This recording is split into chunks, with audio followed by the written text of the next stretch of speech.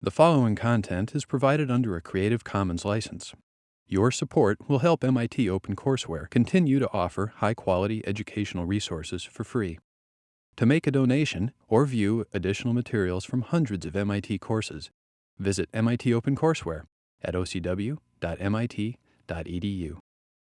As a best-selling techno thriller turned into a movie, which is about a daemon, so a semi-autonomous program gaining full autonomy and using leveling systems from an MMORPG to basically turn humans into a second sleeper society controlled by computers instead of the other way around.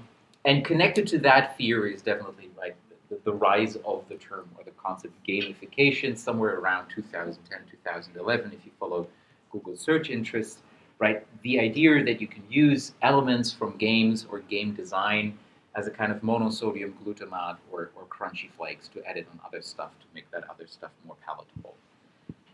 And if there is one thing true to this term is that it has been a heated debate from the get-go. On the one hand, you have people like the ones you read, Gabe Zuckerman, right? He says it's the best tools humanity has ever invented to create and sustain engagement in people. Yay!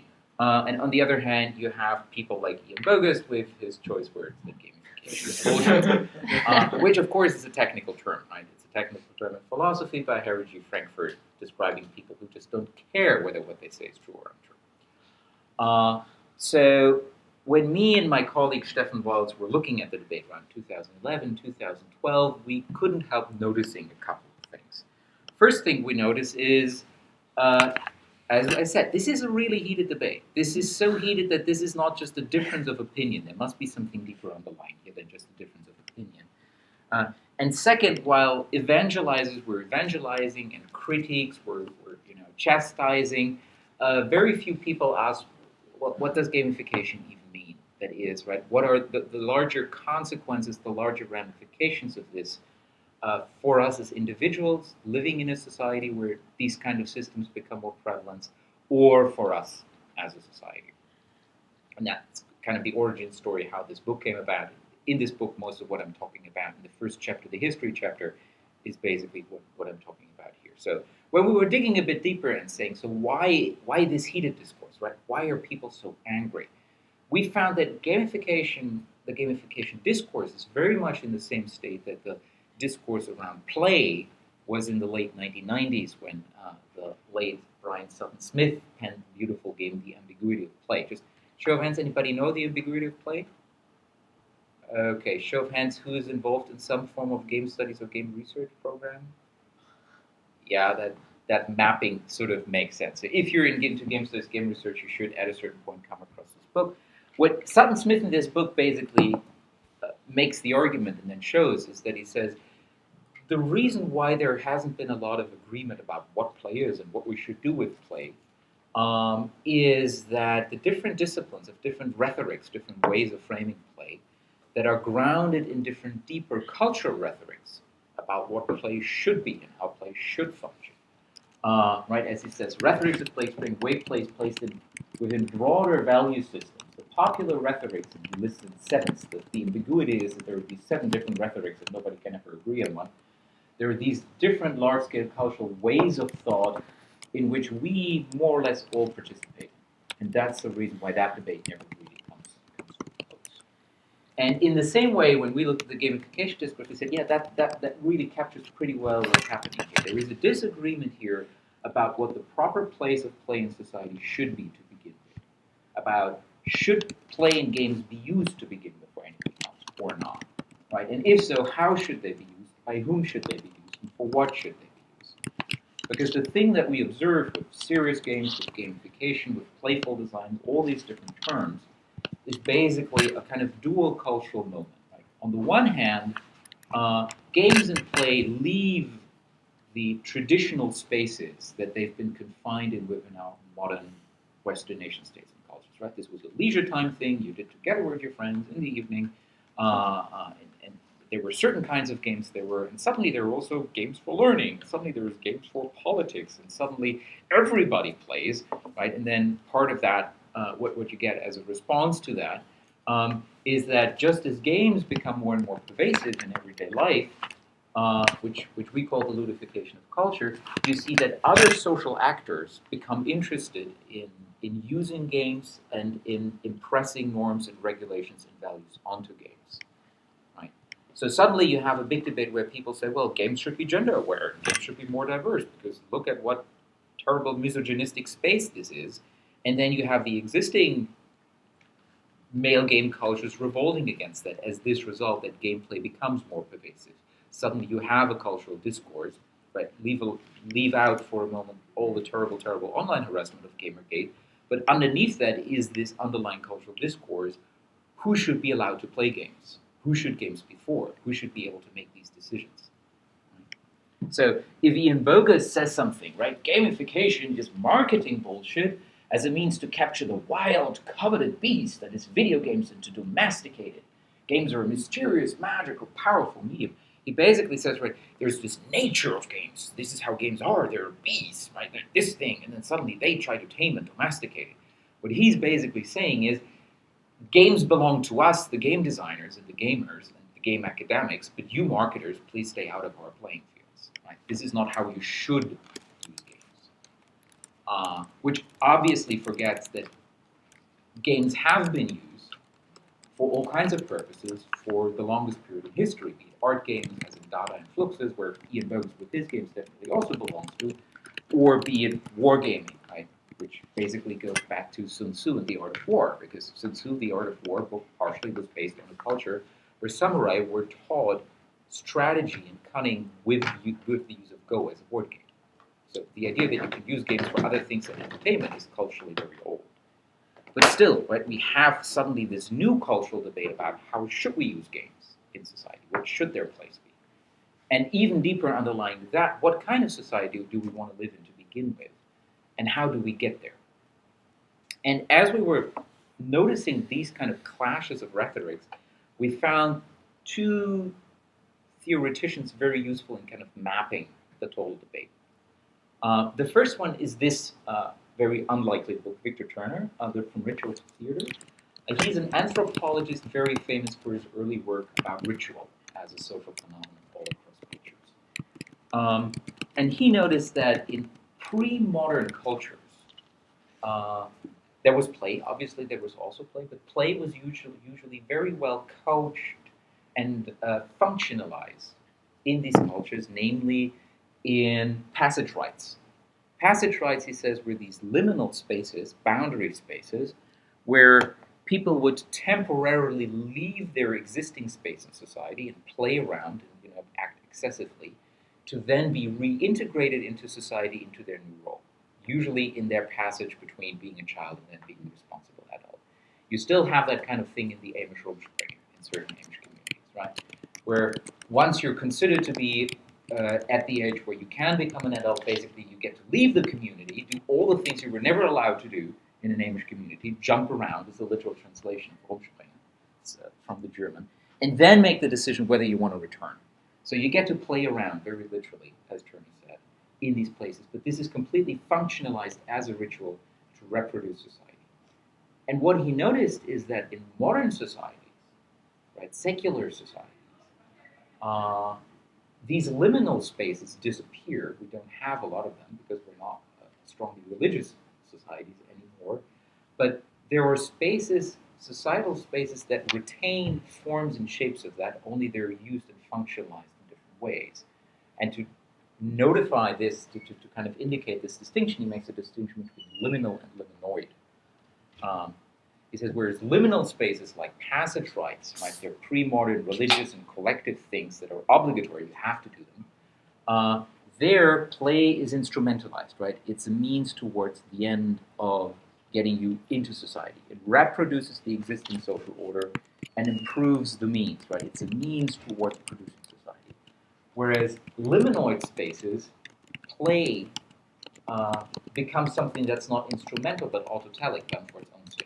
Play becomes something where you can change the order, even if temporarily. Right? You can upset the social order. And play becomes a space where you can question the end society pursues. Right? Should we even do this instead of just reproducing it? Yeah. What did you say about autotelic? What is that? Autotelling is from the Greek auto, self, and telos is goal. And autotelling means something is its own goal. I do it for its own sake. Right? I eat because I enjoy eating, not because something else, as an example. So, right, he notices that we have not these ritual spaces like passive drive so much anymore, but we have these liminoid spaces. These are spaces like art. These are spaces like science, where you get to toy around with ideas. These are spaces like theater. These are spaces like play, leisure time play. All these spaces retain these ritual functions, but they're somehow used differently, right? Give you a very practical example. Art, religious art in pre-modern times was a liminal space that just presented and reproduced the religious order as it should be. Right? I'm just showing you how it should be, and there's Jesus and so on. Whereas modern liminoid art is allowed to toy around with this and use the imagery, literally play around with the imagery of previous pre-modern art, remix it with Coca-Cola Presents the Crucifixion of Christ to make critical social commentary, to speak about, is this the kind of commercialized society in which we live, and should we live in that kind of society? And we found that this distinction between liminal and liminoid helped us very well to tease out the different political positions people had towards gamification.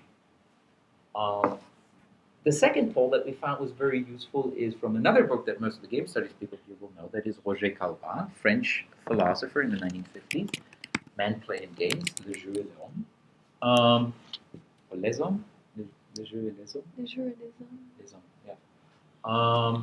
Where he said that basically all kinds of play and game forms that we have in culture are loosely falling on a spectrum of two poles.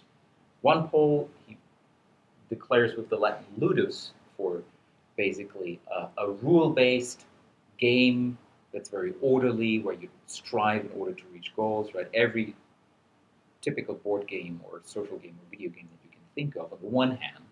And on the other hand, you have this free form, improvisational, explorational, tumultuous play. Right? Think about children playing pretend play or Lego. He said all games and play forms have basically these two ideal poles in them, and things fall somewhere on these poles. And we notice that if we take these two dimensions and look at all the different rhetorics, and we can talk about the rhetorics later, but if we take all the different rhetorics there are, then they pretty neatly sort of form this clear clustering. They fall into kind of two clusters of opinions, which are these underlying rhetorical disagreements about what games and play should be in society. On the one hand, you have people who very much like games, structures, as more structures, more rules, more feedback systems, and that are very liminal, but not liminal in kind of the traditional pre-modern way, reproducing religious order, but liminal in a modern way, reproducing the existing social order of society.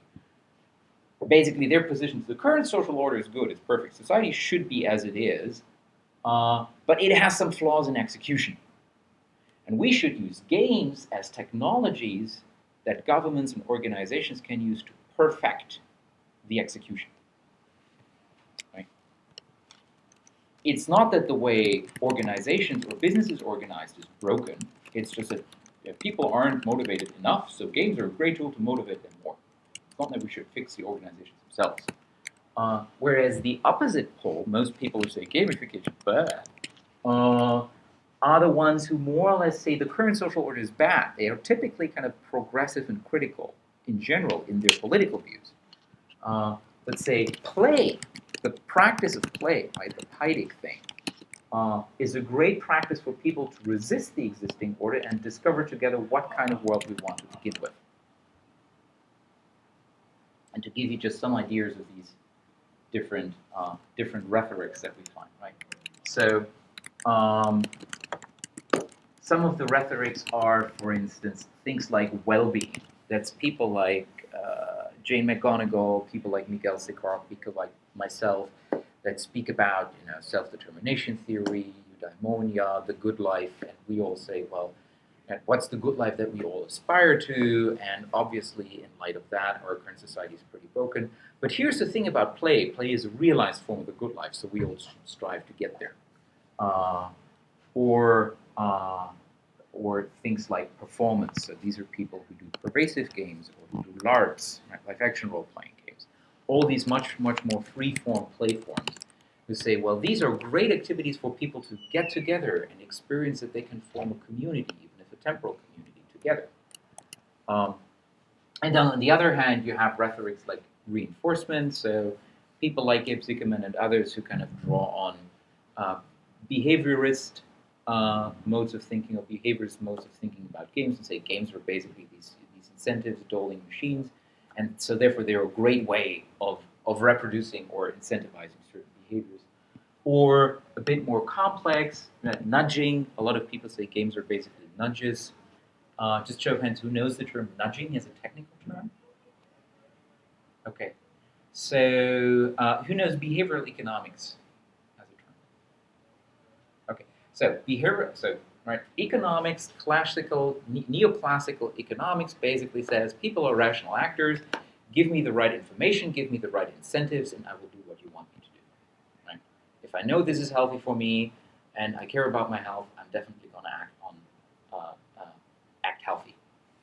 Only then psychology showed us that is not the case. You can give people as much information, and they might care as much as they want about their health, they still don't behave healthily, necessarily. Which led a lot of economists then to ask, well, why then do people behave unhealthily? And they started to run empirical experiments where they say, this is how economic theory predicts people would behave, and here's how they actually behave. And they saw there is a gap there between the two, but this gap is predictable. It's a recurring pattern. One of these recurring patterns, for instance, is temporal discounting, which is just a fancy technical term for I care for the thing right in front of me much more than for a thing way in the future. Give me, if they did actual economic experiments with people saying, do you want $1 now or $100 a month from now? Right? A pure rational actor would always take the $100, would say, because in no way, shape, or form will inflation by that point have invalidated the $100 that much, but they found the majority of people took the dollar now. And so they enlisted all these kind of cognitive biases and heuristics, these weird ways in which we deviate from actual rational behavior.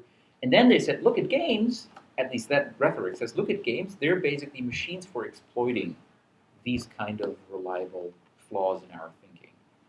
And so therefore games are great for us to learn how to exploit them to get people to do other stuff as well.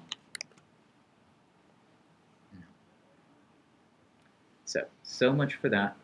I'd like to finish, as I said, with kind of teasing out scenarios, saying what are the visions underlying here, and then we'll get into debating. Namely, what are kind of the positive or negative visions that come out of these different rhetorics. Starting with the positive one, on both sides of the equation, right, you can slice and dice them as you want. I slice and dice them in 3 positive, 3 negative. And lots of issues with them that we can all debate. The positive vision, kind of the best possible world version of engagement. The first one is engagement, which is a terrible overused term, but it's basically the idea that we can harness all the free cycles, all the free energy, all the cognitive surpluses, Clay Shirky put it, right? Thanks to the fact that people are now online and not necessarily always watching television, we can use all the hours they pour into Wikipedia for really productive purposes. And then people like Jay McGonigal said, well, that's great, right? If we can use games, we can learn from games, as she put in this paper, which is basically the white paper that underlies Reality is Broken, which she wrote back at the Institute for the Future. We can use games as engines for massively scaled collaboration and participation to organize and incite people towards productive things like solving complex scientific issues and science games or stuff like that. Right? Or use games for civic participation. Or aspects of games like DIY democracy where you would get points for being an active citizen. The one issue, lots of issues, but one issue I have with that is even if that would incite engagement of people, for instance, right, use this to report potholes in your street, it would always structure participation of people in a certain manner. So if we see this as a positive vision of society, we have to be aware that Every structure for participation you create structures who gets to participate, who's included, who's excluded. Right? You can also say who has technological access to these kind of tools, who runs around the whole time with a smartphone, who even cares about this, who's the technological literacy to use these tools. That is, with all the citizen participation tools, who actually uses this to report potholes. And again, you find that this is very much stratified by socioeconomic status. The second positive vision is community, right? That's what I talked about as performance. It's the idea that we can use games and play to bring people together and to experience, hey, we like each other. We're pretty much alike. We want the same things. And we think that this thing in our society is broken, so let's get together and fix it. So it's a way of bringing together people into new forms of community. This goes back to early movements like the New Games movement back in the Bay Area in the 1970s, which underlies a lot of the still utopian thinking in Silicon Valley, where they basically said, with the Vietnam War going, can't we create non-competitive games that get people together in order to understand that that is also a form of coexisting instead of constantly combating each other? And as Stuart Brand back then said, right, you can't change a game by winning it or losing it or refereeing it or spectating it, because then you're still playing by the rules. You still have to create a new game together. You have to lead the old society into a new one. And contemporary examples of that are things like guerrilla gardening, right? And there are games around guerrilla gardening as a community. Or my favorite example is massively multiplayer Soba by Tilt Factor. It's a treasure hunt through New York, through one of New York's most diverse neighborhoods. And the idea is the different teams get sheets with ingredients that they have to bring to the final cookout, where people cook together. Only the ingredients are written in different languages. Hebrew, Hindi, whatever. So you have to go through this neighborhood, find people to translate the ingredients to you, and then tell you where you actually find all these local ingredients. That way, naturally getting into conversations with people in that neighborhood you would otherwise never have talked to. And then the game gives you extra point for bringing stories about food from that culture, or bringing actual people from the neighborhood to the final cookout. One issue, again, lots of issues, but one issue with that is that I'm always wondering to what extent these are basically, again, right, things hipsters can do to make themselves feel well versus to what extent are these things that actually incite large-scale social action or commodify your dissent. Right? Feels nice. The third positive vision is hacking systems. The underlying idea there in a lot of the rhetoric is we say, well, if there's one thing about games that's great, it's their systems. Or what one thing games good is systems, and one thing that you can do with games is you learn systems thinking. Right? Anybody know September 12th? One of kind of the early news games, persuasive games, right? The ideas came out right after September 11th, shortly thereafter by Gonzalo Frasca. You see this little landscape in some nondescript Arab country. You see some people, running around in kind of terrorist, quote-unquote terrorist uniforms, and then you just have this targeting circle, and then you can choose whether you want to fire bombs at them or not. When you fire bombs, inevitably you will create collateral damage in terms of people and other things, and inevitably people standing around that will mourn for the dead, and then some of them will likewise transform into terrorists. So it's kind of a systemic model of violence begets violence. Right? By attacking, you will only create more resistance, basically. Right? You may disagree with the argument, but it's a basic way of showing you how games can model a system and show a system and convince by showing a system. So the argument of hacking as well. Games are great for systems thinking, for learning this kind of systems thinking. And by making games about the broken systems we live in, like Ian Bogost's Airport Insecurity, right, about constantly changing new rules, what is allowed, what is not allowed. You notice how broken that kind of TSA system is. And by learning to build systems ourselves through game design and all kinds of tools that open up game design for other people, we might actually educate a generation of people who can then use that game design knowledge in order to redesign the broken social systems in which we live. The issue with that is obviously anybody has yet to show me that there is data for that actually happens. Okay, final three dystopias. The first one is obviously the one that you most likely will come across in most texts when people were talking about gamification. That is, this is a perfect control society, right? And my favorite one, has anybody seen the talk by Jesse Shell? The Game Apocalypse? That's one of the other initial pieces of media that got the whole gamification thing started. It's a talk he gave in 2010 at a game design conference, and he described a future world in which kind of game designers would rule. So, and on and on and on it goes. It's a 5-minute riff within the talk where he just runs with the idea and say, what if all kinds of organizations and governments would basically start to use point and incentive systems to get people to do everything they want to do? And people say, this is silly, this is ridiculous, this is also scary. The only thing is it's also becoming a reality. Like shortly after the talk, there was this sort of Green Goose, which actually did sensor kits. So you can use ubiquitous computing everywhere, especially to brush your teeth. Somehow people are obsessed with brushing your teeth and getting points for it. To measure everything and then set up your own reward system for that. And you have these kind of default sensors that you can use for everything else. And if you say, well, that's nice, that's what people do, that's not what organizations do, well, this year is one part of the health program that I was introduced to at Northeastern, which I find very cute, which is Virgin Pulse. Basically, it's one of these health trackers. Step trackers. And if I use the step tracker for my university, hey, I actually get points, and the points are translated into reduced insurance premiums. Now you might say, well, a lot of my colleagues said, well, this is great, right? You're getting money, so why shouldn't I do it? I said, well, I don't know if I actually want either my employer or my health insurance to know how healthy or unhealthy I behave myself, right? And then the next time, I don't know, I switch an insurance, the insurance looks at the data and says, we should raise your premium. The larger issue behind that is basically that most of these systems at face value are sold as more fun or rewards or empowerment to the individual.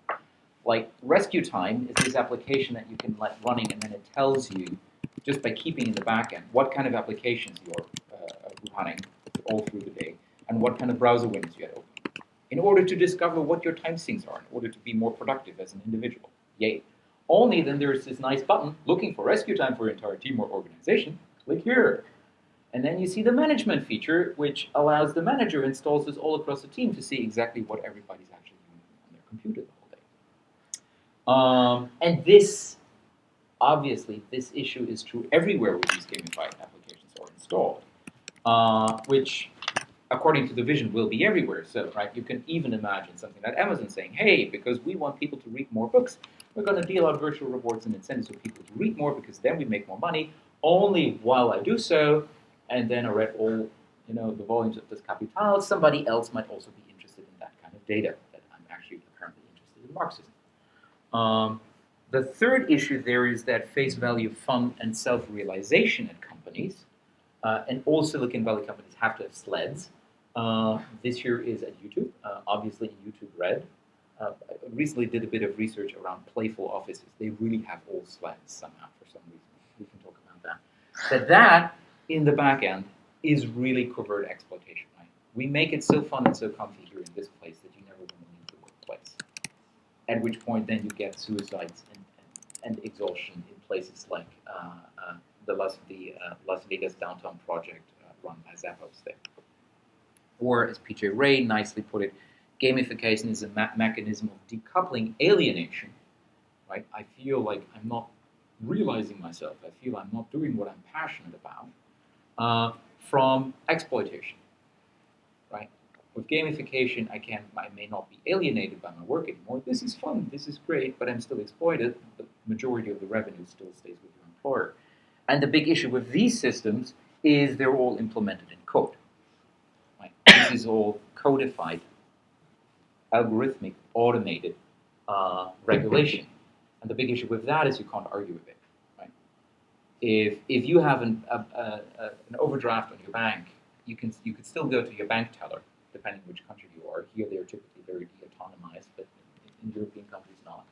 And then you can say, listen, you know me for 10 years, and I only need an extension for another day, and I pay the bank back, and he does so, right? We know there will always be exceptions to the rule in reality. The only issues with these algorithmic systems, I can't argue with them.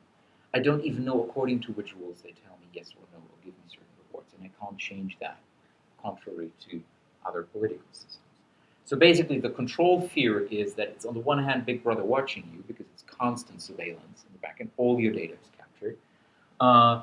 It comes with a playful veneer, so it's sort of the Aldous Huxley Soma, right? All this is fun and happy, and why should I even care about it? And it's a robot overlord because all of this is run by computers. It's not even run by people anymore. As I said, this is kind of the worst case scenario here. The big issue, obviously, which I pointed out in the text here, is that these kind of control systems destroy the very thing that makes games fun to begin with, namely the freedom of playing, of voluntarily choosing to do the activity. Okay, second and third, and then I'm done. Kind of negative vision. The second negative vision is gamification doesn't even lead to more control in society. It just reproduces existing society as it is. It reproduces the systems and the rhetorics that we have in our system.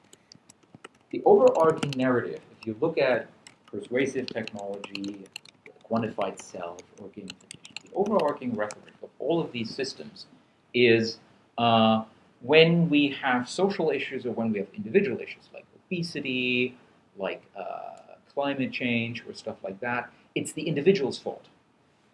Right? It's the individual's fault because all of these systems address individual behavior. Right? If only I motivated you to run a bit better, you'd not be obese. If only I motivated you to drive a bit more fuel efficiently each day, we wouldn't have global warming, basically. Right? That's the argument by addressing these things through specified applications. So basically, the underlying rhetoric there is this very American one, right? Anything can be accomplished if one has the desire and determination. Right? If there is a social issue, if there's an individual issue, it's because the individual didn't have the willpower. And basically, these technical tools just give you an augmentation to your willpower by motivating you if you can't motivate yourself. Right? Is there anything wrong with this rhetoric? Well, let's see. There are other places where the same rhetoric was around, like Maoist China, where we had slogans like, when discipline is reinforced, revolution cannot fail.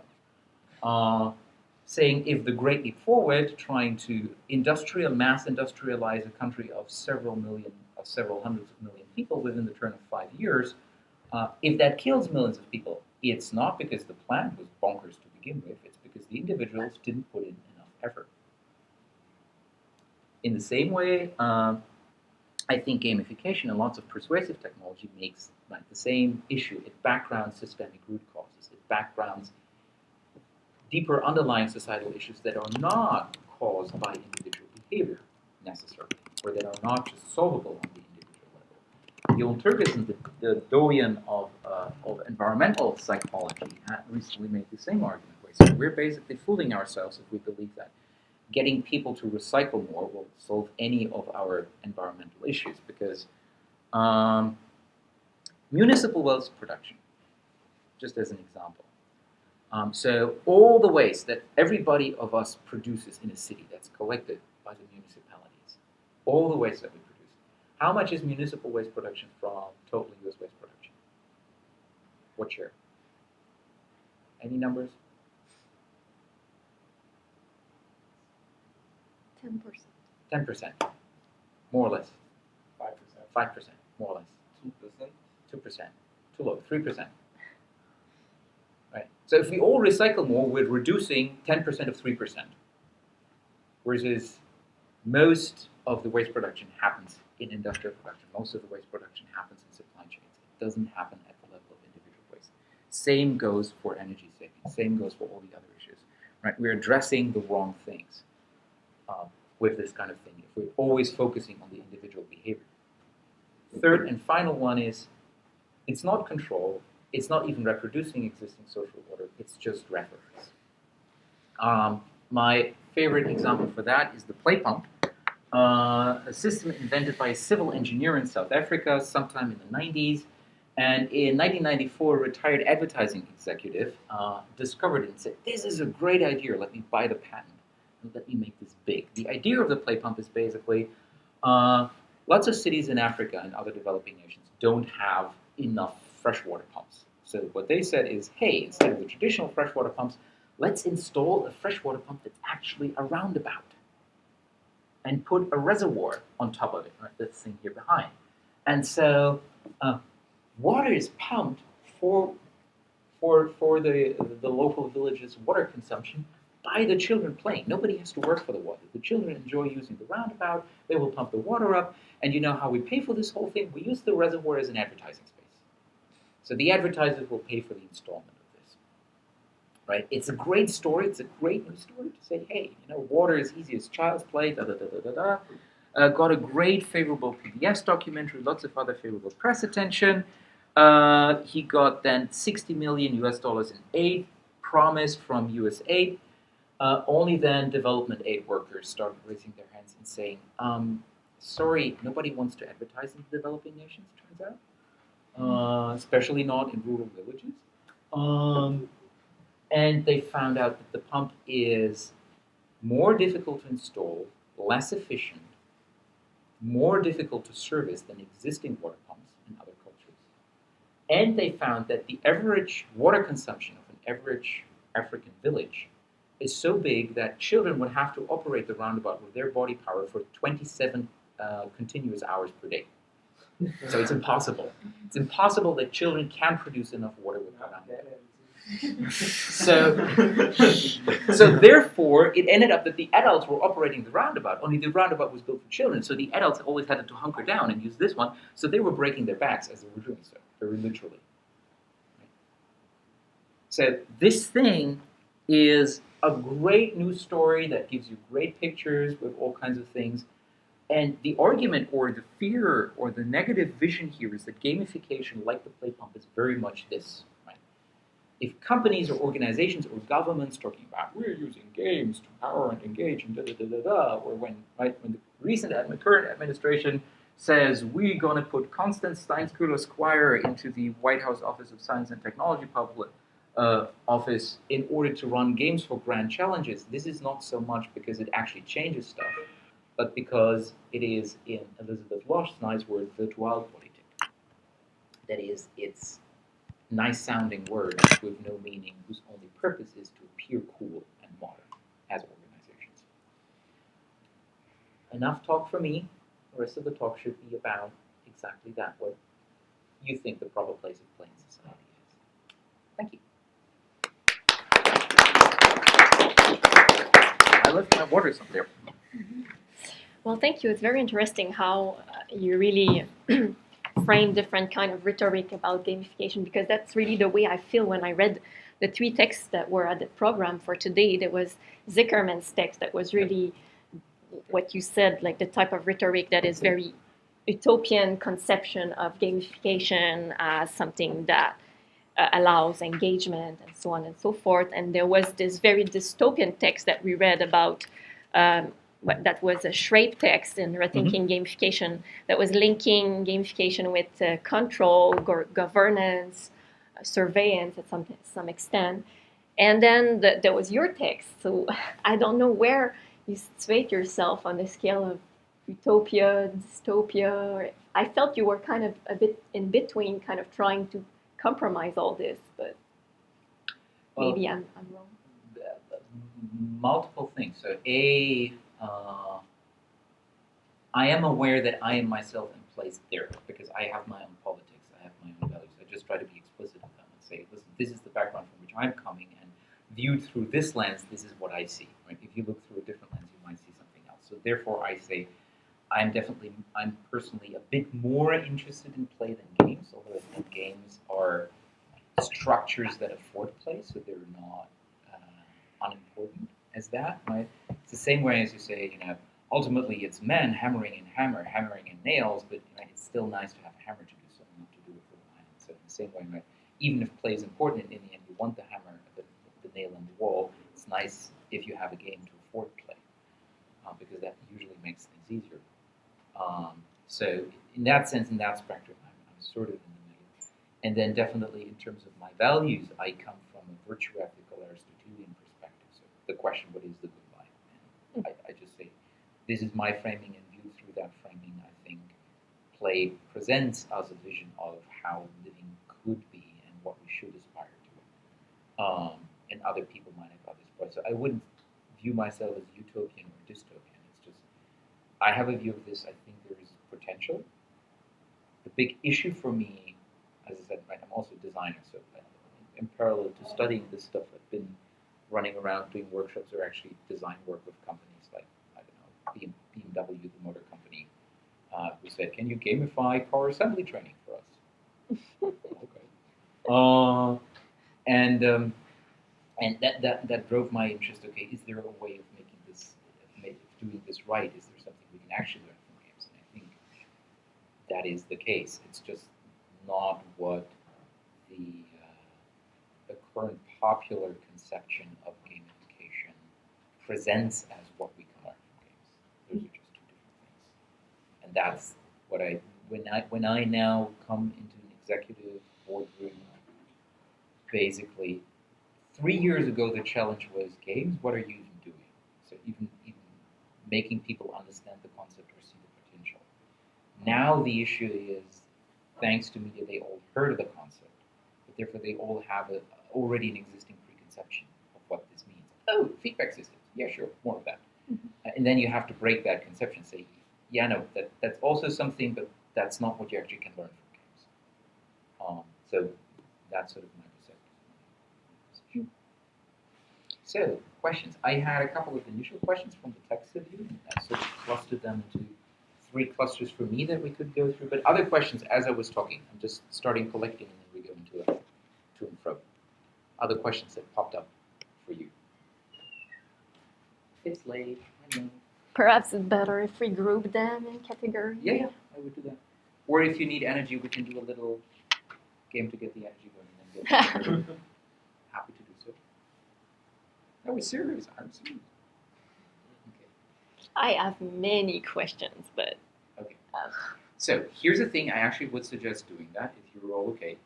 And if you don't want to, it's fine. You can just sit here. But in order to get the energy out, because it's actually late, I suggest all of us go out on the floor for 2 minutes at most. That's all I ask. And again, if you don't want to participate, it's perfectly fine.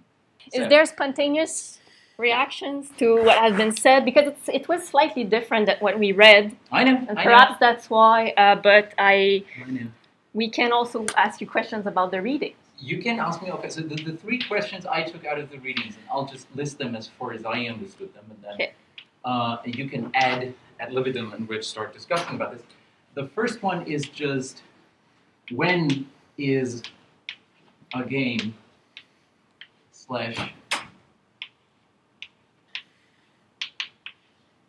gamification? This is your question. It's really this definitional debate, right? Is it still a game? If so, or is this already gamification? Or when starts gamification flipping into a game? That was kind of part of the questions. The other one was this, there's all this criticism about this thing, but kind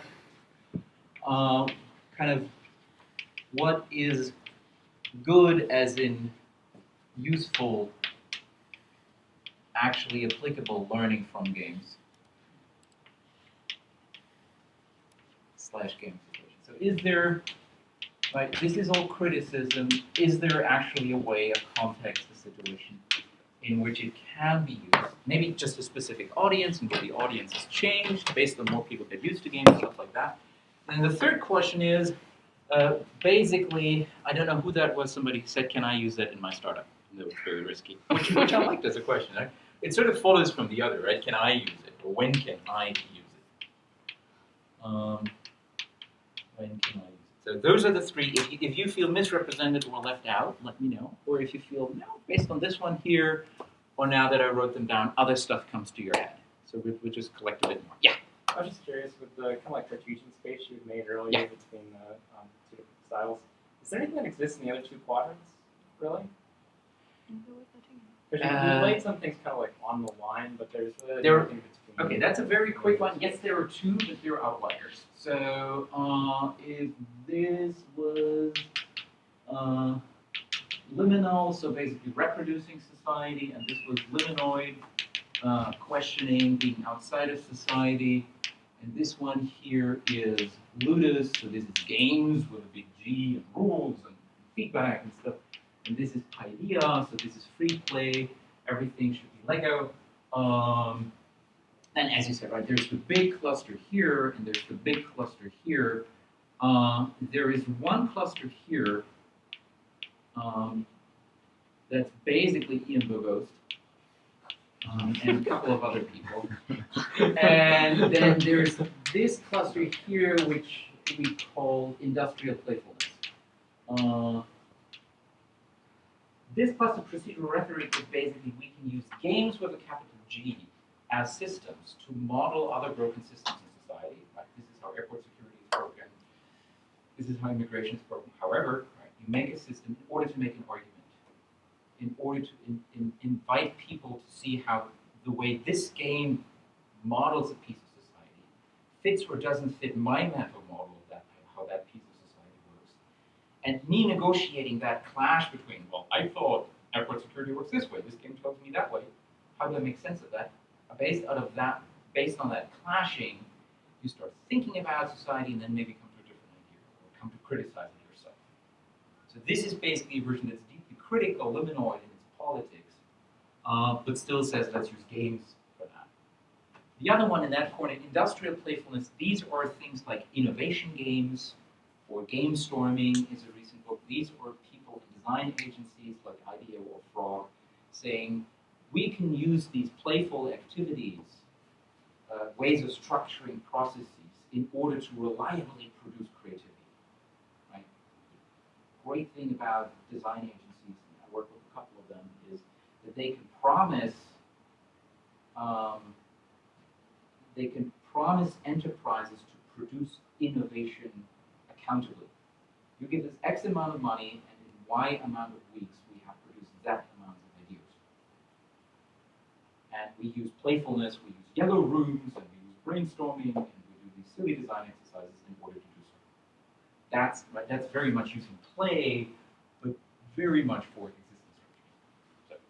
So, okay, other questions?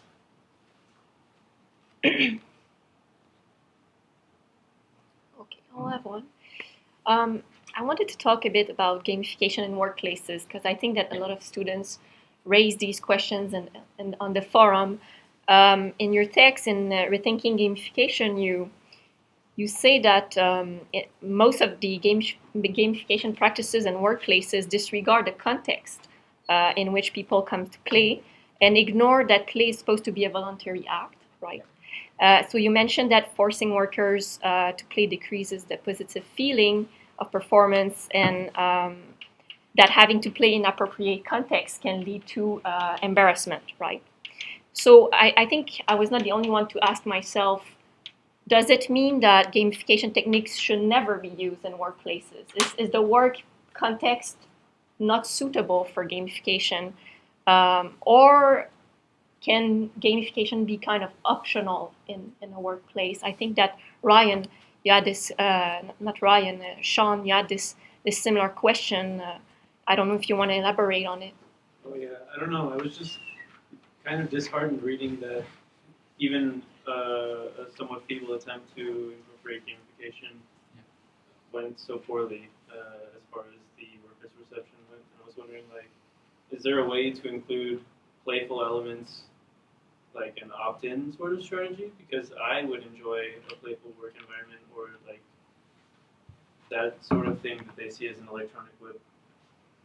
Okay, so I would tease out two things there. That is, I always like to use the technical term autonomy because it has an established meaning. There's an established theory behind it in psychology with voluntariness, freedom, very vague, overdetermined words. This one, I use it and then I point to a certain theory. That's why I prefer that term when I talk about this. And autonomy is still a muddled mess in terms of workplace and games, but we'll go to that. And then the second one, kind of, can we learn from games in the workplace in general? So disregarding the voluntariness issue, are there ways in which we can make playful work environments? Let's speak about the autonomy one first. There is this interesting early book, Julian DeBell, games journalist, now became a lawyer. Before time, he was a great journalist in the late 90s, looking at all the online games craze. And he wrote a Rape in Cyberspace and all these kind of books, and also Play Money, how he basically made a living with, designing virtual items in space. And he noticed, he was one of the first Western observers who saw gold farmers. For those who are not familiar with the term, gold farmers are basically people, supposedly always Chinese gold farmers, and then there are other articles saying, well, that's kind of stereotyping because we also find them in other places. But anyhow, Chinese gold farmers, that is people who level up characters or win virtual items in games for a living.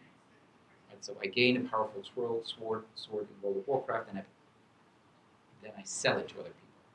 And usually these kind of gold farmers themselves don't do it, but it's other people hiring poor people of the street in China, young people, to basically play World of Warcraft day by day, day in, day out, in 20-hour shifts or more. They just sleep, they go back, they play. As kind of waged work, so the more gold you play, literally you play for the virtual gold in real money, which is a classic form of piecework, which other people in kind of, if you've ever done piecework in an actual assembly line, so you know that's pretty excruciating as an activity. And he found two weird things. He said they were working in this game, and according to standard theory, right, they should have hated every minute of it working in this game, but it seemed pretty playful. At times. At times it also seemed pretty stressed, but at times they were still playful in that context. And then he said the weirdest thing is when they had a day off, they would hop into the internet cafe next door and play games. The same games. He said, how can that, I'm puzzled, I can't even start to begin to make sense of it. Why would they do the thing voluntarily that they were forced to do there? Why would the forced thing sometimes still make be fun to them? And the part of the argument is, or part of the way that you psychologically can tease that out, is say that autonomy has a lot to do with your internal perception of the situation. That is, if in the moment you feel like this is what I want to do, I currently feel like doing this, and so therefore I enjoy this, this is what I want to do, you don't have to force yourself to do it. It feels like this is a true expression of yourself, and so therefore it feels autonomous. Right? If you go to a cloister for a 6-week retreat, and somebody tells you at 6 a.m. in the morning, get up, sweep the stairs, because that's part of your retreat. Right? If you then think about, I actually got myself into this cloister, and I want to do this, and I know it's a good thing. Right? You might still go, but you still feel this is an expression of yourself. You still feel to a certain degree this is a voluntary act. This is still an autonomous act. And you might still find a way of getting absorbed in the activity of sweeping the stairs, and then you forget the fact that you're actually tired. So the degree to which I perceive myself that this is currently an outflow of my goals, wants, and my identity is chiefly responsible to whether this is autonomous or not for me as an experience. Which is something that Mihai Csikszentmihalyi, author of Flow, one of the core books in game studies, has found, where he said even in concentration camps, people could be absorbed in the activity. People could feel a degree of control, voluntariness, and autonomy because they chose how to deal with the tasks that were prescribed to them, even if they were cruel tasks, and even if they lent in their ultimate demise. So it's this, what internal stance do I take towards my situation? So it's not that because work plays, therefore obligatory context, therefore necessary in autonomous. It's how do I perceive this to be an outflow of my personal self. And there's been research in, especially in education, how people can facilitate an autonomous orientation towards an activity, even in a mandatory context like school. That there's stuff teachers can do to tell the students, listen, I know the next exercise is shitty, I'm sorry for that. Here is why doing this is still useful and helpful for you personally. And I would ask you to do it because it's helpful for you. Asking permission, explaining why, acknowledging that it's tedious, all these giving me free options, how to do it, with whom to do it, how to approach the problem. Lots of ways in which you can structure an obligatory situation to still be autonomous. So it's a complicated psychological thing, has a lot to do with what's my internal stance towards it, but there's a lot of design things around the social situations we still can do. Which leads us to the second thing, is there things we can learn from games in order to make a work environment playful? As I said, when with the sleds, I looked into that research because I was invited to give a talk at a conference about office furniture. They wanted to gamify office furniture. Sure. And so I looked into the whole thing and said, how do people gamify offices and office furniture? And noticed it's actually a big trend, the playful office. And then if I say playful office, just what are you thinking? What image jumps to your mind? Playful office. Google. Nerf guns. Nerf guns in the office. What else? Pinball? Ping pong in the office. Ping pong in the office. Yes. What else? Insert fun thing in the office. Insert. Beanbag chairs and other horrible for your back furniture. Yeah. What else? Playful office, just off the top of your head. Clowns Weird walking looking around. ergonomic furniture. Non-working ergonomic furniture, free food everywhere, plants. Plants are totally important, even fake plants. Scooters, yes. Friendly bosses? They were getting into a different context. Yeah, exactly. Very scary, completely open workspaces without cubicles. Yes, open workspace. The weird thing about cubicles is, in terms of their design history, their point was to be free. Back in the 1960s, people started working on designing the cubicle, and their point was to actually create playful architecture. Their point was to be, this is a way in which individual workers, without big effort, could continue to redesign the office to their own needs. They could just take the walls and rearrange them to cut off their space as they see fit for a project or for individual close time. Only then the corporations discovered, hey, we can also use cubicles to give people a bit of sound and visual privacy and cram the most possible people into the smallest possible space.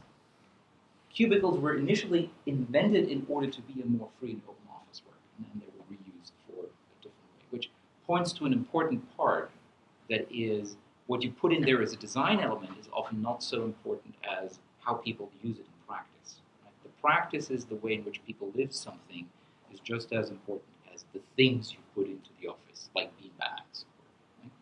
Right? So no, all of these things are true. Beanbags, usually you will find everything that sort of screams playground. Bright colors, slides, natural textures. So you had fake grass or real grass. You had sand. You have round shapes. It will always be round shapes and all these kind of things. Things that look playful, but structurally, if you ask yourself, what makes a toy? What makes a good toy? We're the opposite of a good toy. What makes a good toy? Any suggestion? What are toys that you actually enjoy toying around for a long, long, long time?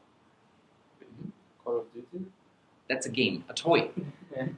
Call of Duty can be used as a toy. We'll get to that. Simple multi-purpose objects, kickballs and shovels and buckets and stuff like that. Yeah. Why? Chalk. It stimulates creativity. You can use it for more than one thing. You can use it for more than one thing. Because when the teacher's not looking, I can hit people with it, but Yeah. I can still do other stuff with it when the teacher's looking. Other suggestions? Nerf gun? Nerf gun? Why? I mean, it's fun, right? What makes Nerf guns fun? Give it to a couple of people, Yeah. and then it becomes fun all of a sudden. Right, the Nerf gun, but again, Nerf gun as such is not fun. Fun is it when the people actually decide to play around with it. I see. And the Nerf gun, I would say the Nerf gun invites people to actually temporarily then go out of bounds and go out of their regular rules. So a lot of playing. Barbie doll. Why Barbie doll? Because you could basically do whatever you want. You could play house with it. You could Yeah. make up a story with it. Yeah. You could act out like go to work. You could like pretend that your Barbie doll's having a wedding. Like, it's a multi-purpose sort of thing. I think a toy solves the blank canvas problem of the involved in, if I say I want to play something but I have nothing in front of me, I'm not going to be inspired to do anything necessarily. But if I have a toy that gives me a constraint that it's a Barbie doll, oh, it's a person, I can pretend it's a person, I can play like it's a person. Or a Nerf gun gives me like, oh, it's a gun, I can pretend it's a gun. It gives me like something to work off of. Like modular things, like Legos, Connect, Yep. little sheets and marbles and things like that. You teased out very successfully kind of the two important goals. Right? The one thing is the multi-purpose. It's underspecified. It doesn't prescribe one specific way in which to use it. Right? If think about Fisher-Price law from Learn Toys, right? The worst possible toys imaginable. Right? They just have a number of buttons, and then you hit the button, and it makes a certain sound or flashes a certain light, and then you discover, oh yeah, that button always produces that light, that button always produces that sound, until it becomes a social experiment where you only try to find out which is the button that annoys mom and dad so much that they take the thing away. That's fun, right? But the thing itself is not necessarily fun. So it's underspecified. There are loads of different things you can do with it, and you can explore this possibility space, which is the possibility space in Legos or in Barbie dolls or the other things. And in addition, it gives you a constraint or a starting point. It's not just a blank canvas. It gives you a seed for the exploration of that space. Whereas most of these office spaces are like Fisher-Price law monitors. They look playful, they have colors, and they have sleds, but they are not an underspecified possibility space. There are not things that you can use in very many ways that invite you to reuse and abuse and jump over existing social norms, how to use this thing as you see fit. And if you look into what actually makes playful office architecture, you find stuff like actually what's the building yet? Building 20? The historically famous building where most of the MIT innovations during World War II and shortly after World War II got torn down and replaced with 32. Yeah, exactly. That building. And when afterwards the people here at MIT looked at what made that thing such an incubator, apart from the fact that it was a collision space for lots of people from different disciplines, they had no way but to bump into each other all the time. The second thing is it was a barrack. And it was such a rundown barrack that nobody cared if you wanted to have this big machine in there that took 3 floors that you just sawed the floors through, which was what everybody was doing. It was a modular space that everybody used as they see fit for their thing. So the question, can we learn from games for office work to make it playful? Well, if one of the things that invites play is an open possibility space for exploration, where I get to choose, right, where it's autonomy supported because I have a lot of choices what to do, give me an office space that works like that. Give me working rules that are like that, right? Like results-only work environments. I don't prescribe to you how you do it. I give you a goal, and you choose who you want to do it, how you want to do it, etc. If you feel that is too little structure for you, then the good game designer would give you a bit of scaffolding and say, then come back to me as a supervisor and I give you a tip. But other than that, go ahead. Just come back when you have it done. Right? That would be one of the many ways you can learn from games that are not about adding a feedback system. Okay. On the flip side, I've played a lot of games that move towards like implementing, like trying to make an exterior to the game economies and things like that, where you trade marketing items like exteriorly and they start to like model the real world in that sense. What do you think about a lot of that? And kind of like I think you gave it as the other half of the equation, where you take the real world into the game, so to speak, where people now bet digital commodities as a form of betting because they can't bet real world items. It's interesting. It's the point where I am then the sociologist and start to notice, okay, we have a certain, right, we have certain cultural notions about what games are or should be. Traditionally modern notion, which is this leisure time activity, it's voluntary, you can't gain or lose anything by it. The moment you do that, it's gambling, it's not really gaming, that's a different thing, gambling and gaming, although the gambling industry, because of that, always wants to say, no, gambling is gaming. Right, but culturally, we make that distinction to say the moment there's something at stake, it's not really gaming anymore. And the interesting thing with all of these things is that it basically upturns existing institutionalizations of how games traditionally have been. And then people look at this thing and say, how the heck are we going to make sense of this? And how the heck are we going to regulate it or legislate it and what's right and what's wrong? So first of all, I just find it interesting because it, like every other media convergence phenomenon, it just throws existing orders into relief, and then people have to scramble through the mess. What else I make of it? It's the same as as freemium games, right? Where you pay for in-game advancements. Where a lot of them, the traditional AAA industry says, no. This is dirty. This is evil. You bring economic things into our shiny, pristine little temples. Where economics has no place. And then, right, as terrible as the concept of the magic circle is, what they're basically describing is, in the old AAA industry economic model, right, the big games, the Call of Duties, money was admittance. I'm allowed into that game space. But when I'm in the game space, money has no role. In the freemium world, you get into the game for free, and then to get ahead within the game, sometimes you have to pay money. It's just a different way in which money factors into gameplay. It's just that most people are used to this model and say gameplay should be free from economic considerations. Only it hasn't been for AAA games either, because AAA games traditionally, because of the kind of business model they had, were built such that they gave great trailer fodder, because that's the way you get a lot of people to do this. AAA games were notoriously risk averse, right? You just get Call of Duty 24/7, and the next version of the next version. Why? Because the traditional AAA games are so investment intensive, dozens of millions of dollars, that the people who give the money say, okay, the only way we know we're going to recoup our investments is to do the very same recipe again that we did before. We reduce the risk. So in that sense, money influences what happens within the game as well, just in a different way, in a way people are not used to. And people scream murder.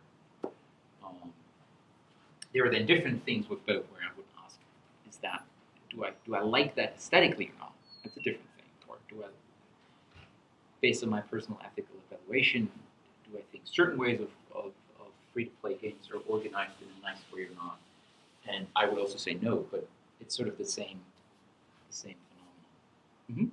So I know you talked about using people or bots to farm items within games and then turn around and sell that.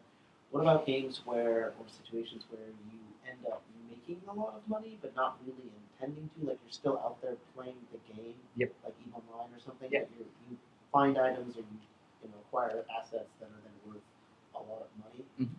And like games like Dota 2 and TF2, that now you get sales and MMOs. It's like people sell characters after a point in MMOs. You play through a game, you get past a certain point of progression, you sell your character. Statues like that, or like you were saying, recent games like Dota and Counter-Strike 1 Battle games where they try to policy that you can get drops that are worth large amounts of money by simply playing the game. So like not necessarily like purposefully farming for items, but being aware that that's a possibility and that sort of also being part of the motivation for playing.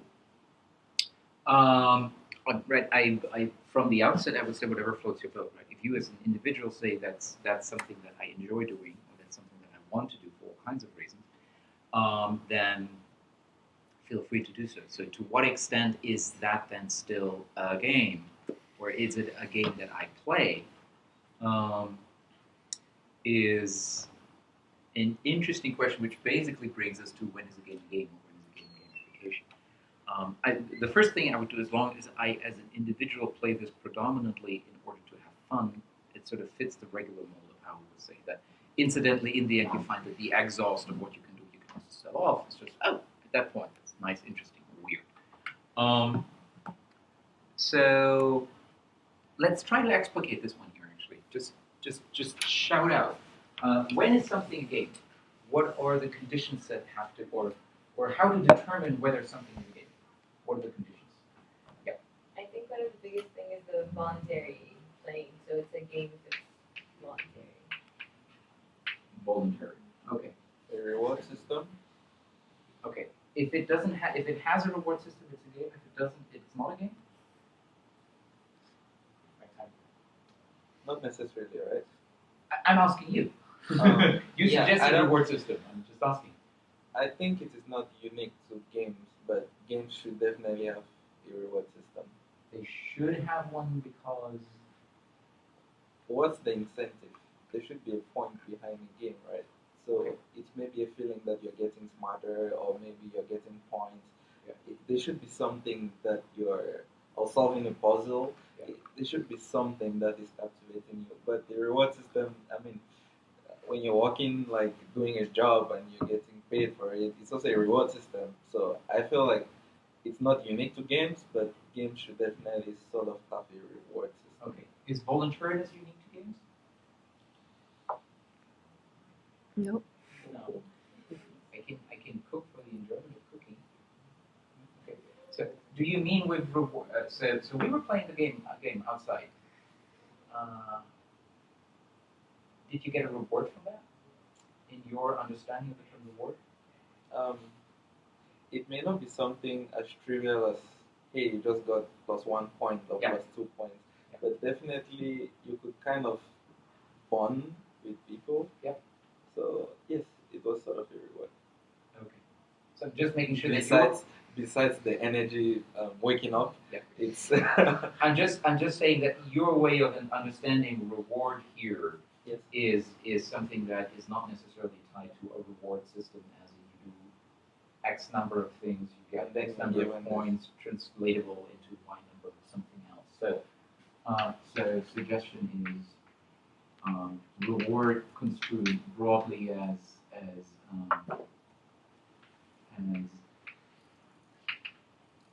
there is a desired result, however you want to construe the desired result. Right? That's like economists say preferences, which basically mean everything. I have a question. Are we just saying when is something a game, or are we trying to differentiate between when it's a game and when it's gamification? We'll get to the gamification. Right now, just when is something a game? Okay, because then voluntary is not as relevant. Because I was thinking of it in terms of when is it game or gamification. So. Okay, so a game is voluntary, gamification is not voluntary. Or other way around. Okay. Why? Because gamification is more of a system that I guess you could choose to be part of. So if you go to a workplace that does have like a game-like culture, you're choosing to do that. But then you could also inevitably end up in a gamification culture where you don't, if everything becomes like that, where you don't want to be in it. But a game like playing video games or playing, I could have refrained from going outside and playing tag. So it was a voluntary action. I don't know if I agree with that it's necessarily not voluntary. So I think that games are definitely not non-voluntary, but then gamification, like something like, it's a game if I just play sports for the enjoyment of playing sports, but if I'm, playing like soccer because I want to get like the statistics on my Fitbit or like my pace counter for my health insurance, then it's gamification. What about professional sports? Like I play soccer because I earned $5 million a year for playing soccer, and if I lose that game, I know if I lose that next game, I won't win that marketing contract. Therefore, I really have to play well at this game. Is that then still a game? It's not. Or is it gamification, or is it something else? I suppose then that goes back to what you're saying about like the economy aspect, right? Like if you say like it's really cool that I get paid to do what I love, and like it's cool that I have like a ton of money, but it's also in great part like if you paid me half as much, I would still do it and still enjoy it just as much. Then like it's more of a game. So it's voluntariness less in terms of the empirical conditions, are you paid or not? It's voluntariness more in terms of how do I perceive myself as I do this thing, which is an important insight. I feel that my time would be better used doing something else. And then it's a game.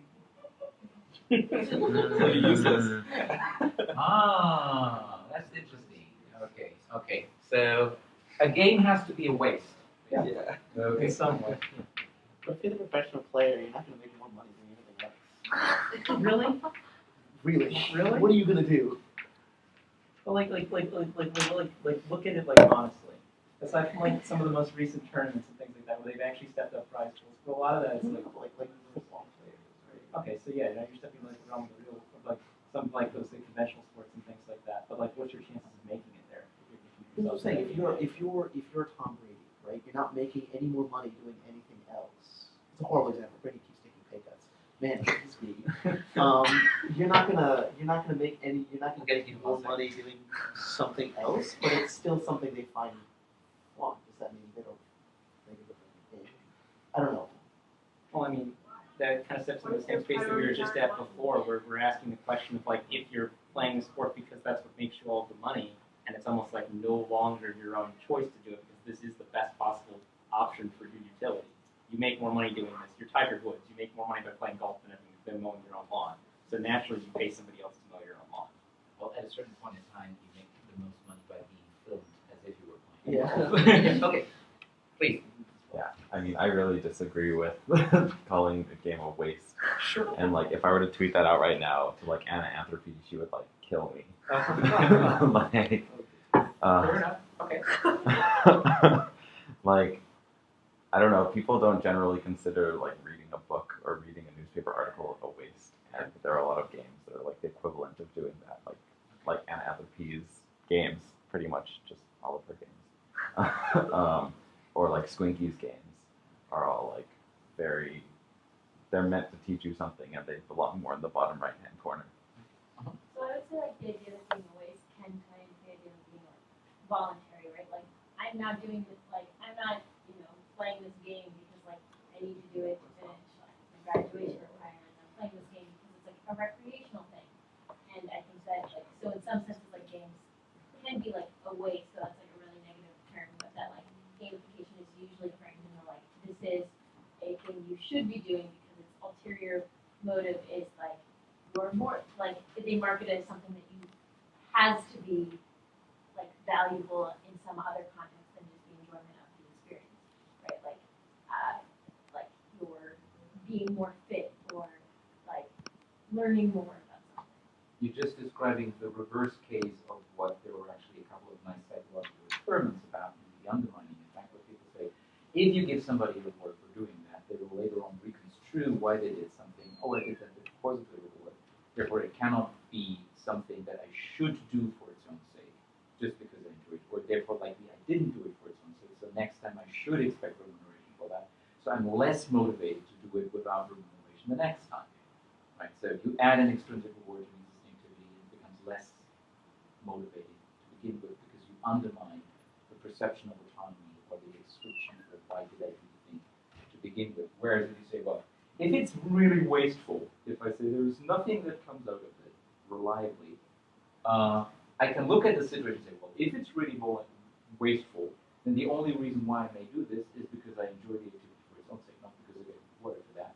Ergo, this is an activity that I really do for its own sake, therefore it's very autonomous support. Right? This is something where I fully just, this comes just out of my own personal needs, wishes, and goals, and out of nothing else. Or you could use the Calvinist version of that, saying, this is a waste, I shouldn't do this, and by the fact that I put myself against the moral tug of a Calvinist culture around me that always wants to be productive, and I intentionally do something completely wasteful to show you that I'm not always controlled by your damn culture. In the same way, you're reasserting your autonomy by doing something intentionally wasteful, potentially. Right? So yes, they're definitely in these psychological ways intertwined. I'm curious if that means the example we said where they were being paid to play the game, but then they also played it in their days off. Yeah. Then would it be a game when they played it on the during their free time, but it's gamification when they do it as a job? The same exact game with the same exact, I guess, enjoyment for the person playing it. It's a good question. Well, I'll get to that in 1 second, please.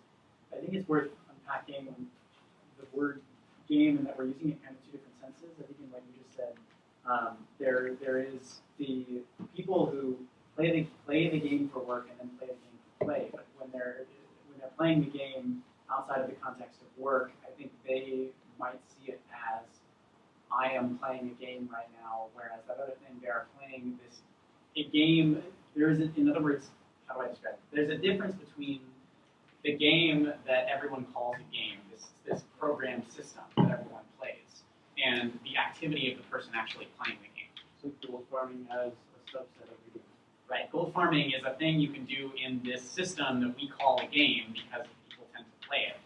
In that case, there are ways of playing the game that don't meet that normal expectation and might look like work. And then there's the normal way of playing the game that they return to on their own time that perhaps is more fun and less for this external reward. Yep, that is a very important one, and one that, especially in game study, is usually conflated. That is the distinction between object and activity or mode of engagement. Right? I usually the example I like to say, well, if I'm a toddler, I have no concept of games yet. I haven't been socialized into games, and I accidentally happen to hack around on a chess computer, entering the exact commands that are legal commands based on the rules of chess. Is the toddler playing chess? Or is the toddler toying around with the chess set with no concept of what playing the game of chess means? Depends. Exactly. No, it depends on the toddler's experience. If the toddler in his head goes, I'm trying to play chess here. In the same way, if I'm a usability engineer and I am clicking my way through Halo in order to see for usability bugs, am I playing Halo or am I testing it? The activity that I'm engaged in, and this is actually the core subject matter of my, what was the subject matter of my PhD research, where I interviewed players for exactly that kind of experiment. The activity that they're engaged in is testing, even though the object they're operating with is a game. So keeping these two separate, you could say, well, it was a game, but maybe some points when they felt, oh, now I'm engaging with World of Warcraft in order to make the money, they felt this feels like, it's still sort of gameplay what I do, but it's gameplay as work. It's gameplay reorganized, reframed as work activity. So it's not really playing the game. It's work playing. It's a weird mixture. It's a new type of activity, but it's not playing as we know leisure time playing. So that's definitely an important distinction. The second thing, or the final thing, that I want to turn out in terms of when is something a game or gamification. First thing to notice, right, all of this was contested. I mean, you could throw in new points and we would get into the same kind of contested yes, no, yes, no, yes, no. So how do we know if a term is correctly used for something or not? What determines whether a word is correctly used to identify something or not? Right? When is something correctly called oxygen? When is something correctly or incorrectly identified as oxygen? Shouldn't all this depend on the context? How so? Because if you just give a term by itself without much context, you can't actually kind of figure out if it is correctly used or not. So, for example, oxygen, just given the word like that, I can say something like, I don't know, we all breathe, we all need oxygen to breathe. Yeah. Okay. But then you can also say something else, like too much oxygen can asphyxiate us. Actually, is that true? No, but I see what you mean. So it definitely depends on whether a statement using the word is correct or not. Depends on the total statement. Totally. Second point is, so when is the term correctly used or incorrectly used? How do we determine whether the term is correctly or incorrectly used to identify something, a phenomenon, an object in the world, or an activity in the world? I would say it's really hard to do that, and there's a reason. It's like oxygen, everyone's thinking air. It's also the name of a TV channel, and that's totally correct to justify like that. And so I think the context of what you were saying is important. So when you wrote that word down and asked that question, the answer was what you were thinking of because it was in the context that you had. So we would have to figure out what context you were talking about and then answer that question correctly. But someone else could come up and ask the same question with a different context, and the answer would change. And you can make this argument for almost every word. And that's like part of the reason why it's really hard to get like computers to understand what humans are talking about, because you have to give them this concept of context. So I don't know if you can for sure define something like that. I may run around with a different idea. Okay, if you ask a scientist, a chemist, how do I identify whether something is correctly or incorrectly called oxygen? How do you go about that? Well, then at that point you claim that there's some fundamental principle of the object as such that you can identify about it that identifies it as oxygen. And so that you concocted some series of tests that allow you to verify the things that make it as such. You have some set of rules, you verify it against all the rules, and you claim that therefore this thing is oxygen. Scientists have basically, or chemists in that case, have operationalized that concept, or the other way around, the concept is defined by the very set of operationalization. So if it passes these tests, it counts as oxygen. That's how we define that term. That's the definition of meter. Which works great for scientific constructs. So that's how scientific constructs work, basically. Now, what about something like delicious? When do I know whether the word delicious is correctly or incorrectly used to apply it to a given object? Isn't that like extremely subjective? Correct, and I'm going to fight against everybody in the room and prove to them that it's delicious. It is delicious when I tell you to. Right. It's a subjective term. Delicious isn't true or untrue based on whether it passes a number of tests. Delicious is an expression of a subjective value experience, right? If I find it delicious, I can use the term delicious. It would be incorrectly used if I use the word delicious, although I think this is delicious, such but it's delicious for me or not. What about as a kind of middle term, sort of middle? It's not a middle term, right? This mixes all kinds of things. What about something like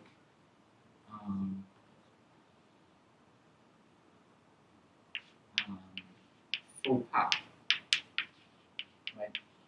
So a social faux pas or inappropriateness, something like that. When is the words inappropriateness or faux pas appropriately used?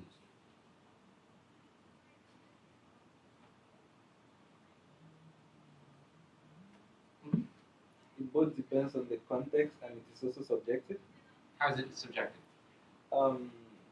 In France, something might be legal, while in the US it is not. And depending of the context of the thing, of what happened, then even in the same country or same location with the same set of rules, it might be good or bad depending on who is the person actually looking at it. Mm-hmm. So it's kind of mind. To like flesh that out, it's something that we have like a formal definition for like the way that it works. There's like a set of like grammatical rules we're supposed to adhere to, a way that the context has been misinterpreted or something of that nature. It's like using the word irony or something like that. There's a specific formula for how you know something is faux pas.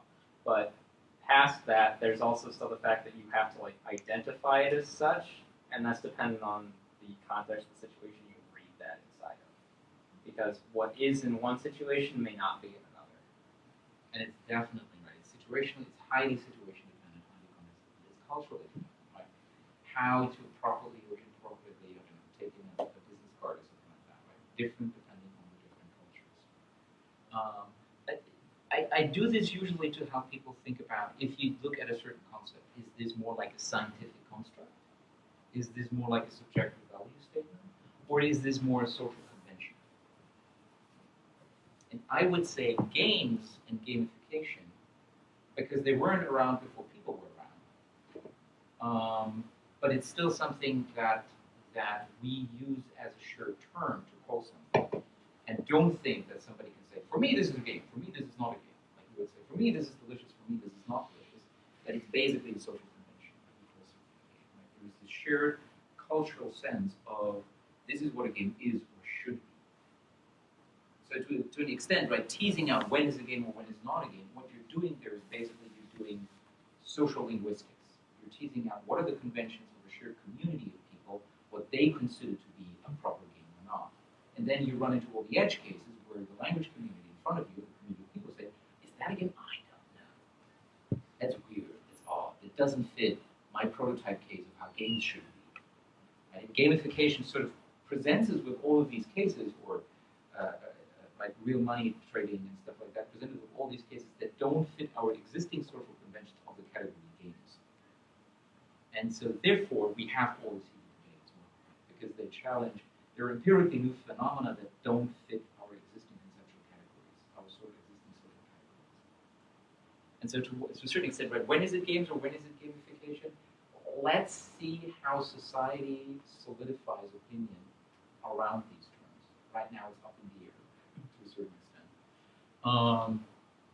Or that's what I suggest, or that's what I sometimes do.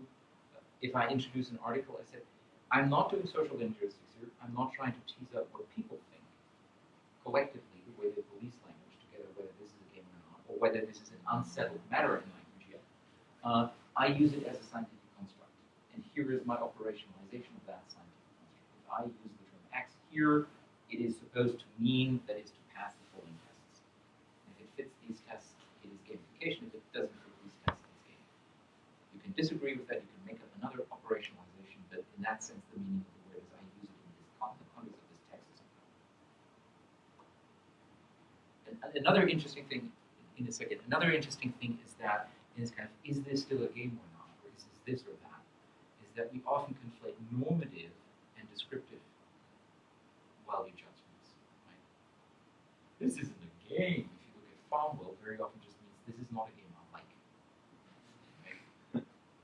It does mean that it doesn't fit the descriptive categories that if you say, according to this game theoretician who set up a list of 5 defining criteria, whether it's a game or not, it fits the bill, but it's not a kind of game I like. So we often, right, if we say, is this still a game of gamification, it often says, is this a certain kind of game that I like, or is this a certain game that I dislike or devalue? So, I guess if we're talking in regards to like the more subjective view of this distinction, I was wondering if you think whether or not a person looking into their gamer game tribe context, whether or not if they identify as a gamer, if they have prior experience with lots of more traditional games, will affect their typecasting of whether or not it's a game or a gamification. Like, will people who are more familiar with games recognize things that are more subtle and say, oh, that's gamification faster, or is it they're more accustomed to it, they won't see it as much, and just wondering the difference there between like me or my mother who doesn't play games. There are lots of interesting dimensions. There is beginning data, especially in people who do gamification for the elderly, who find like all people play games, right? They just don't play video games. They play board games, card games, social games, right? All kinds of games. It's not as if they're not introduced to the concept, but they don't know the video game lexicon and tropes necessarily. So they don't know progress bars. They don't know achievements. So all of that. What's that? What happens now? I remember a former girlfriend of mine, first time she played Plants vs. Zombies, there was achievement system. She was an achievement screen saying, the game is broken, how do I get back? She wasn't absolutely not introduced to that kind of concept. And there is, as I said, in gamification for the elderly, there is initial data that indicates, there was another nice study about gamification in the workplace by Ethan Mollick at Wharton, that people who are socialized into games tend to pick up gamification more easily, are usually a bit more leaning towards it, whereas people who don't have gaming socialization are more averse to it, having a more difficult time picking it up. The second part I forgot, but I'm sure it's coming. Yeah. Yeah, this is gonna sound like stupid coming out of my mouth, but are games these days gamified? In the sense that, like, so you take something like an achievement system that wasn't in games to go back in time. Yep. And now you see that it's now almost like a requisite part of any game that comes out. The game doesn't come out without achievements. Yep. A shooting game doesn't come out without refilling health bars and shields and things like that. Like, do these tropes that define the topic itself necessarily kind of reflexively act back on it? And is it kind of like pointless to describe things as gamified if everything, if both games and non-games can have that same set of actions acted on it? But I said one of the things that in terms of distinctions you typically, and I apologize for my terrible handwriting, this is more mnemonic aids for me, is between descriptive and normative. Right? Are you using these terms in descriptive or normative way? I've seen a lot of people using gamification in a normative way. E, that's gamification, devaluing. Another one is if you do it descriptively, how do you operationalize that definition? You say it is gamification if it has certain features, like an achievement system. Or is it gamification if it describes the outcome of a certain design process? Designers sat down to make something more fun by thinking about what can we make in games to make this more fun. Then the outcome of that is by definition gamification. Or not even by the design process, just by the intention. Does the user perceive this as something that is gamified or not? Or did the designer in doing this think about this as now I'm doing gamification or not? Which answers the question that that some people here have saying, well, how come this Disney leaderboard was called gamification, whereas we have the same kind of incentive schemes in big corporations for decades before that? And key performance indicators, business intelligence dashboard, nobody called gamification even though it was the exact same thing. It comes down to how do you operationalize and formalize that term. If you say it's dependent on intention, and you say, well, because that wasn't the intention, this wasn't intended to be more game-like, no matter whether it was actually or not. If you say, if I define gamification by a certain feature list, and you say as long as it fits the feature list, yes. So again, how do you define the term? And from there follows the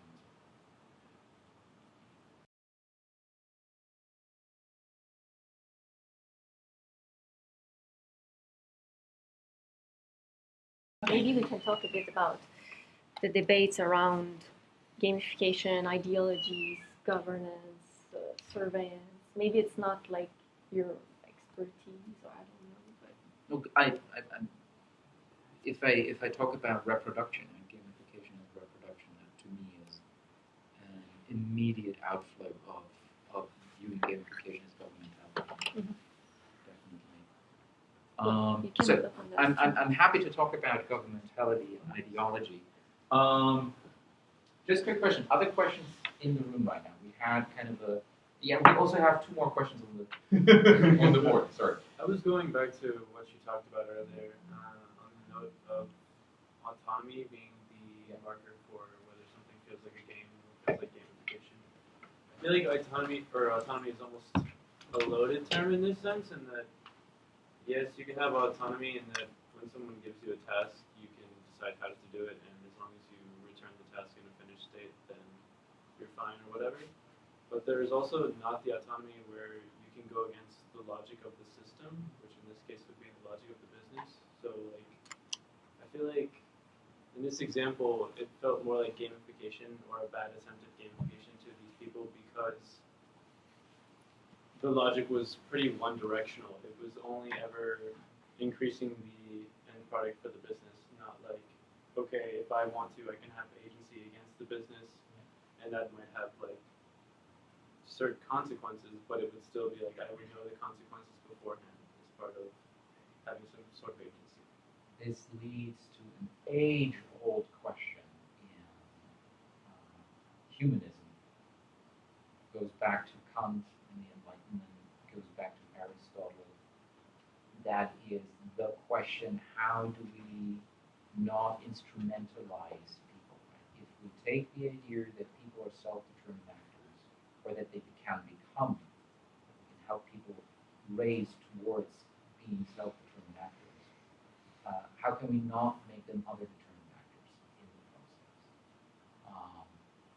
And that's actually an interesting question for me because I started working in civic education. And civic education very much, at least in Germany, right, thanks to the Second World War and then thanks to the Allied forces occupying Germany, said you should learn a thing or two about democracy. Civic education in Germany, which originally was democracy education, then had this very interesting idea. How can we create a democratic state, or can we educate people about democracy being a good thing without ourselves becoming totalitarian, without this itself becoming again our ideology? And the argument or the point that civic education in Germany can, as the kind of moral standpoint, which reflects the point that Aristotle had for education in general, how do we get to educate people to become really self-determined people, is to say, as long as, for all intents and purposes, according to your own best knowledge and intentions, you try to set up this system of education such that you enable the person going through that education, at the end of it, to make the independent judgment whether that education was actually the best possible thing happening to them. So retrospectively embracing what was done to them. Saying afterwards, I see how this was, without you training me some discipline, I would have never developed the faculties in order to be able to be an independent, flourishing being. So thanks for that. That was actually good afterwards. Even though during the process I felt other determined and I hated it. But as long as you're doing it in my best interest, to bring me to the situation where you can reflexively look at what you did to me and then say, that was wrong, let's change this. So as long as everybody going through the system is the critical corrective that comes out to look afterwards at the system, says this was actually good or this was actually wrong, so we have to change the system, then things are good. So that's the procedural argument.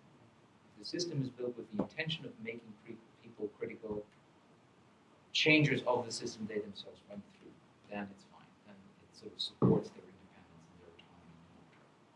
There are very few businesses that do that, that I'm aware of. But Right, that's in civic education, other areas, that's the answer to that. Okay, any other, we'll get to governmentality and we'll get to the two others in the word. Any other thing that you would like to be addressed?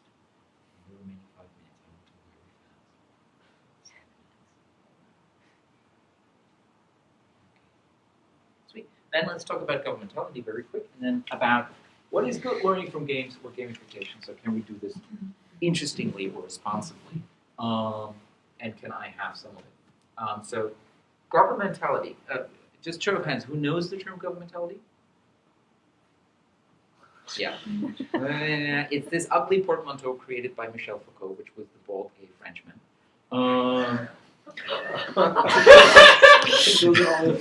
It was correct, right? Anything incorrect to you? It's correct. I can only say that because I wrote my master's thesis chugging through all books of Foucault, so I feel I've earned saying that. Governmentality is basically, there are lots of dimensions of how it's basically been played, but one part of that is to say modern liberal nation states in specific do not rule by punishment. They do not rule by, if you do acts wrong, I'm going to whack you, or if you do acts well, I'm going to give you something. They rule by putting people into the mindset that they individually regulate themselves, and that they believe it's in their own best interest to regulate their own behavior, that they internalize it. It's sort of a Freudian argument, right? It's not my parents telling me stuff to do, I have my inner parents telling me that I'm horrible.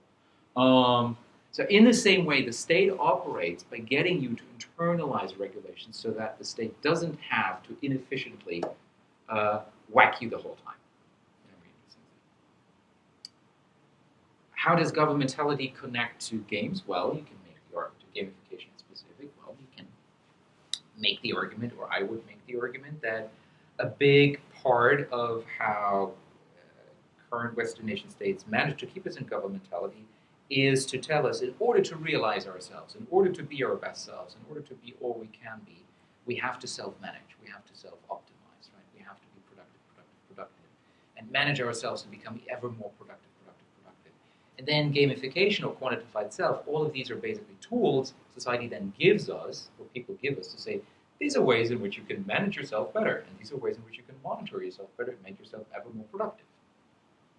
Right? In that way, they're supporting and reinforcing the very societal system in which we're all kept to be as productive as we can be. That way, actually regulating ourselves instead of having other people have to regulate us in that form. And then you can ask yourself, is that actually society in which I want to live in? Do I subscribe to that? So that's my 1 minute stick on governmentality. What is good learning from games? What is good gamification?